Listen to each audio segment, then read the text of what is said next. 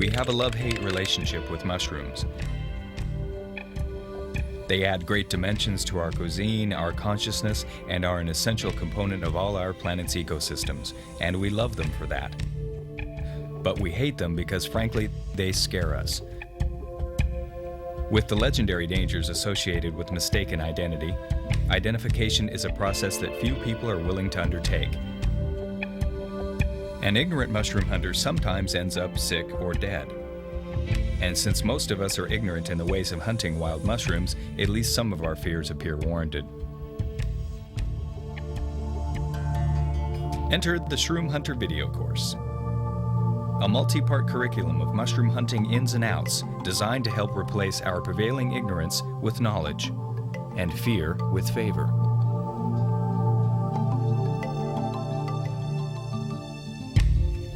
Shroomhunter 101 is the first class in this series, an introduction to the world of mushroom hunting. It's for beginners, concerning itself with the process of collecting mushrooms and making observations.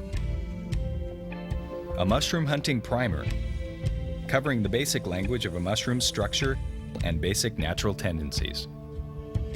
An important first step in undertaking to identify any mushroom. But it's only that, a first step. The amount of information required by a mushroomer to make an unequivocal identification simply cannot be contained in a 30-minute videotape. So this course is designed to be used in conjunction with a quality field guide. If you want to apply the information you gain here, a good book is a must. A list of such publications can be found at your local or online bookstore or at our website.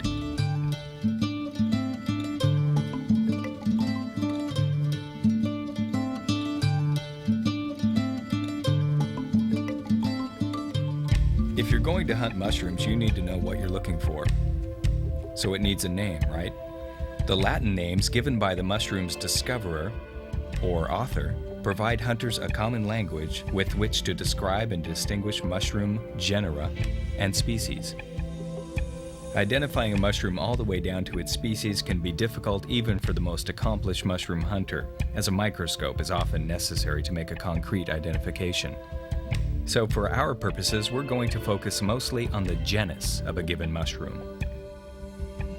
Knowing genus is usually enough to keep a hunter safe, and is certainly the place to start if your intentions are to take up mushroom hunting as a regular pastime.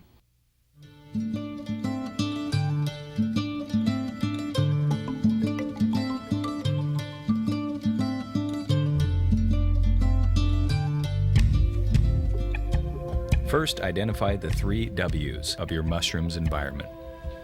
When is your mushroom growing? Where is the mushroom? What is it growing in or on? Next, make a note of how it's growing. Is it clumped together with other mushrooms? Are they attached at the base to one another, or just growing in close proximity to one another, or solitary? Now pick the mushroom. For identification purposes, it's best to get the whole mushroom, so dig with your finger under the mushroom's base. Now bear in mind that in some states in the US, it is illegal to pick certain kinds of mushrooms, so before yanking, check up on your local laws.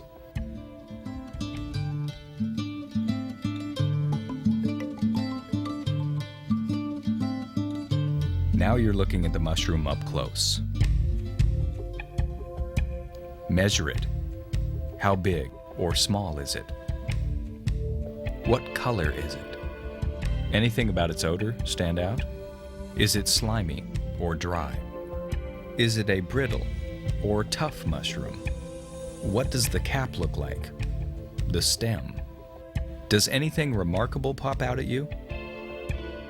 Does it have gills under its cap? And if so, are there a whole bunch of them, tightly packed together, or are they spaced out? Do they attach to the stem? Is it staining any noticeable color where damaged? There are times when even the most adept mushroomers have a tough time making identifications through these casual observations alone. That is why it is always important to do the following. Take a spore print. When you bring the mushroom home, separate the cap from the stem and place the mushroom's cap on top of a clean sheet of paper. If you suspect that the mushroom might produce a white spore print, you should use a piece of black paper, otherwise use a clear, true white. You can put a drop of water on the top of the cap if it appears to be drying out, or cover it with a glass. In 30 to 60 minutes, take a look at the color of the spores that have dropped from the gills onto the paper, the spore print.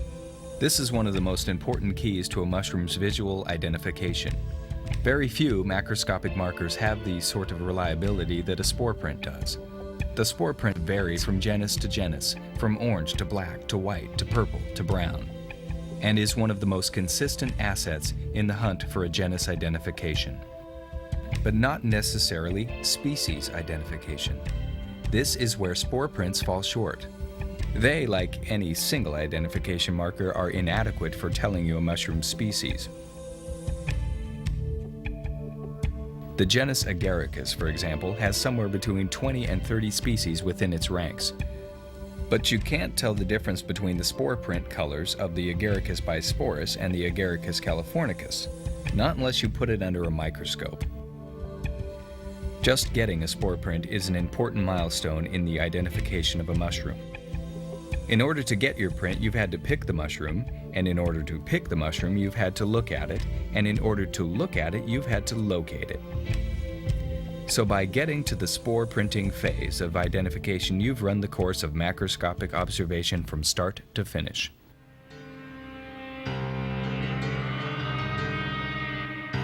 But before we attempt an ID, we have to first talk about some of mushroom hunting's inherent risks.